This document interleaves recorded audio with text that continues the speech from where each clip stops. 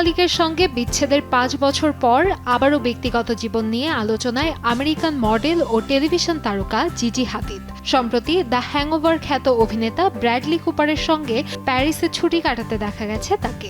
আর সেখান থেকে নতুন করে শুরু হয়েছে তাদের সম্পর্ক নিয়ে জোর গুঞ্জন। কয়েকদিন আগে প্যারিসের রাস্তায় একসঙ্গে ঘুরতে দেখা যায় ব্র্যাডলি কুপার ও জিজি হাদিদকে। সামাজিক যোগাযোগ মাধ্যমে ছড়িয়ে পড়া সেই ছবিতে দুজনের বাঁ হাতের অনামিকায় একই ধরনের রিং ব্যান্ড নজরে আসে।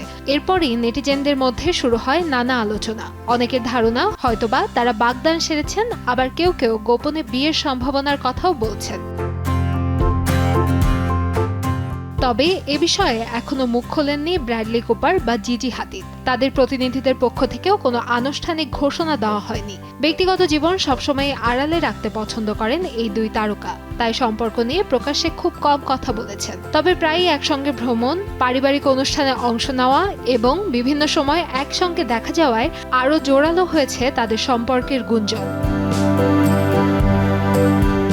2023 সালে অক্টোবর মাসে প্রথম তাদের সম্পর্কের খবর সামনে আসে। নিউ ইয়র্কের একটি রেস্তোরাঁয় নৈশভোজে একসঙ্গে দেখা গিয়েছিল তাদের। এরপর থেকে একাধিকবার একসঙ্গে সময় কাটাতে দেখা গেছে এই জুটিকে।